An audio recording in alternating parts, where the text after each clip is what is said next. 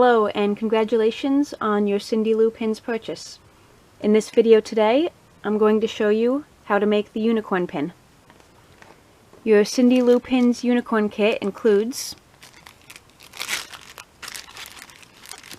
a sparkly silver pipe cleaner for the horn, felt and a pin back for the back, plastic canvas mesh, multicolored yarn, white yarn, black yarn, and gray yarn. This might seem a lot, but don't get overwhelmed because this video will show you everything you need. So for now we just need the white yarn and the plastic canvas mesh, and you can put everything else aside. The needle is not included in the kit. You'll need to get a needle at a craft store or online. They're fairly cheap and you want to get size 16.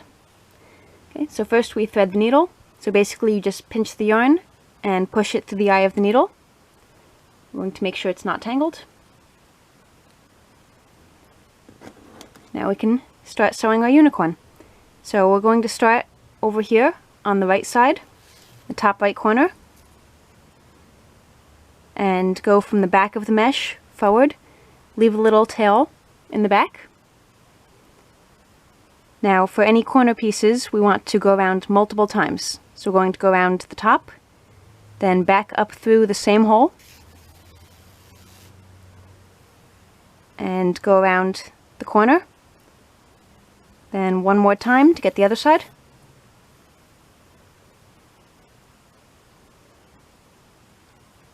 now go down a hole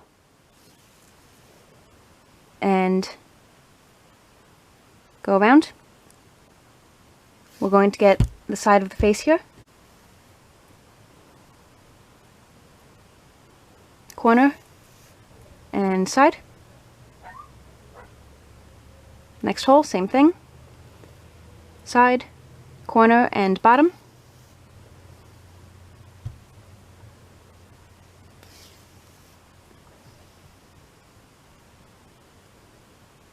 Corner.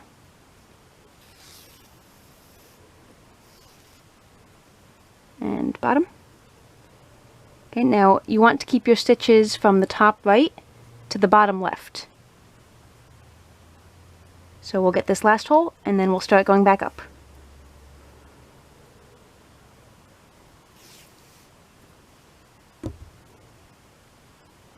If you want to go around more than 3 times on the corners to give it a little extra coverage, that's perfectly fine. Maybe I want to do one more time on this side here. Okay, now we're going to go again through the same hole here and back up to the right.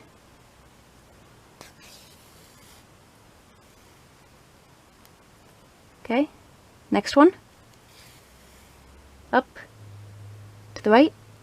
If you miss a stitch over here, it's perfectly fine because you can fill it in at a later time. And we covered this side already, but can't hurt to cover it again. Now we have this little tail that we left in the back, so we want to deal with that. So what we're going to do is we're going to cover this top row and lock the tail into place at the same time. You can see here I'm going in the top row from the back and over the top. Now onto the next hole. And if we flip it over to the back, you can see that I locked it in there. Okay, same thing, over the top, onto the next hole. And make sure you don't get stuck on another part of your project here. It would be very easy for the yarn to pull and get stuck around this side. I don't want that. I want it to go over the top. Okay, and from there we're just going to continue across the top and lock this back tail in. And after a couple of stitches of locking the tail in the back, if you have any extra, you can simply cut it off. Now here we're at the ear. So the ear is probably the hardest part of this whole project because we need to go through it many times to cover every side. So again, starting from the back, going forward, and use your fingers to orient the yarn so that it covers each side.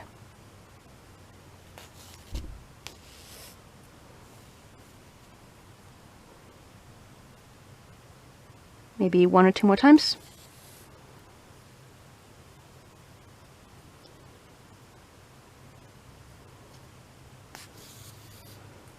Now when you're sewing, the yarn tends to tangle itself up, so what we're going to do to counter that is pick up your project, hold it off the ground, and let the yarn dangle.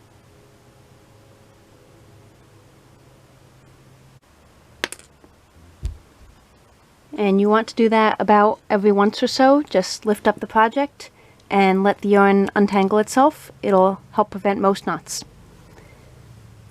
So now, remember, we're sewing from the top right to the bottom left. So we're going to start going across the next row. And I'm going to go in. This is the second row in the mesh. So I'm going to go in here and then up to the right and back through the first row. Okay, so again, in, up one to the right one, and across. And from here, it's just basically a matter of going back and forth, covering all the inside, covering all the edges. Now, if you miss a stitch, that's okay, it happens. For example, up here, I didn't miss a stitch, but it does look like I could put a little extra yarn there to cover it.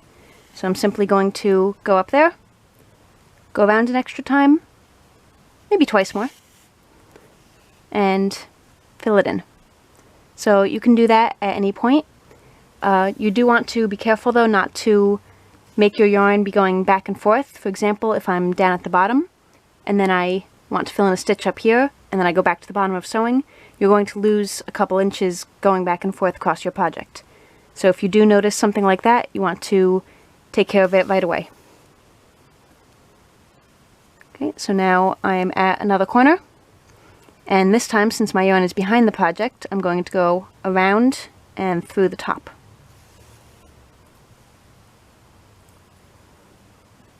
And 3 times, cover the top, corner, and side. Then we're going to let our yarn untangle again.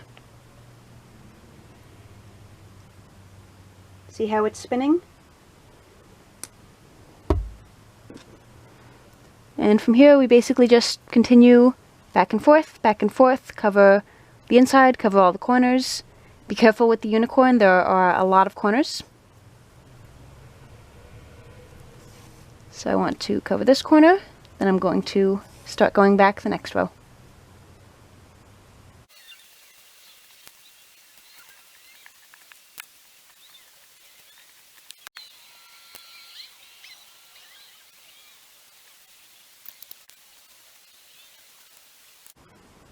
Now when you get near the bottom, you're going to want to make sure that the tail is not too long, because it will get caught in the mesh. So simply slide the needle over and make your tail shorter. From there we can continue.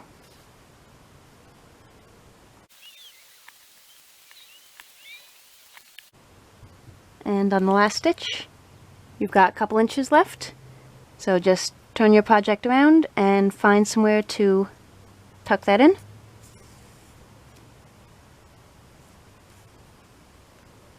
So I just tucked it under there, and then we're going to cut it off. Now, pro tip about the needle: if you cut off an extra bit of yarn, keep the needle on it. It's a lot easier to find than if it's just lying around somewhere. So here's our unicorn base. Now the next step is to take the gray yarn, and we're going to make this little bit under the chin for extra definition. So we're going to tuck it in the back. Since the gray yarn is very short, make sure your tail is also very short relative to the yarn. And then go over here, and we're just going to do 1 or 2 stitches to define the chin of the unicorn. Be careful not to pull it through on the back.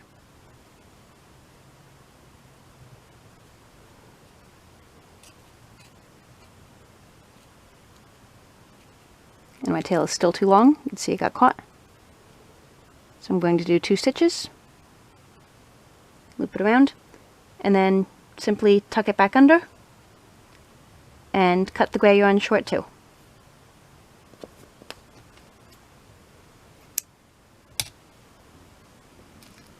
Next up we have our black yarn. This is going to be for the unicorn's eye and mouth. Again, keep your tail very short, since the piece of black yarn is very short. And tuck it under somewhere in the back. Decide where you want your eye. I'm going to put mine right about there. We're going to make a French knot. If you don't know how to do that, I have a whole video explaining how to do that, so you can pop over and check out that video. But basically, the premise is take your left or non-dominant hand, hold the yarn, wrap it around once, twice, pull it taut, and put it back through the same hole. And sometimes it takes a bit of wiggling to make it go through. There's my eyeball. Then we're going to make the mouth. And for that, just a couple of stitches. Loop around the side. Back through the same hole. It's a little bit difficult with the holes near the edge because you go through so many times. And then I'll make one more.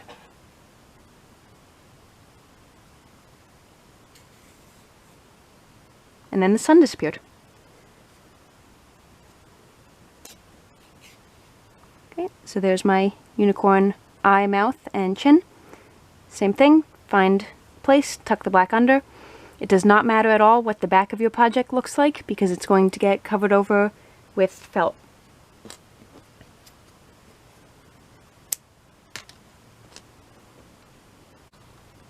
Okay, so cut off the black. And now the last and maybe the most fun step is the mane of the unicorn. So we need our colored yarn for this. And pick a spot, thread the needle, just pinch and force it through the hole. Again, same thing, find somewhere to tuck it under.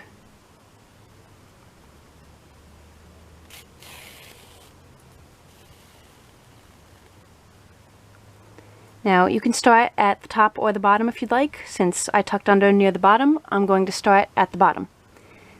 The basic thing that you have to be careful about with the mane of the unicorn is to not pull. You see these are very loose stitches. So we're going to decide where we want it to start. And got stuck around the project.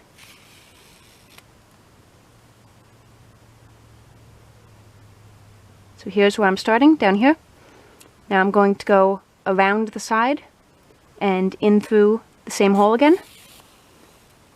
But I'm not going to pull it taut. I'm going to leave about that much left over. And of course this will settle with time and turn into an actual mane. Right now it's a little twisted.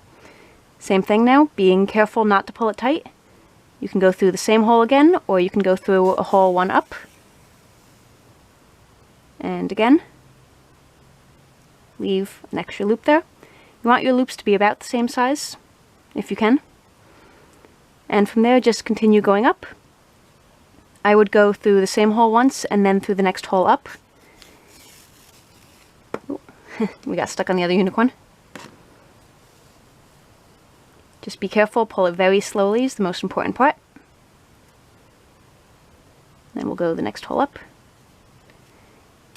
If you want, your unicorn can have bigger loops for the hair, but you'll run out of yarn sooner, so you might want to do every hole instead of going through the same hole twice, if that's the case.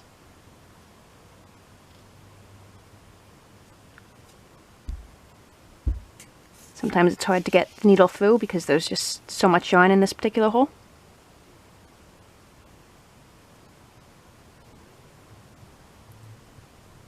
And of course we want to untangle the mane too.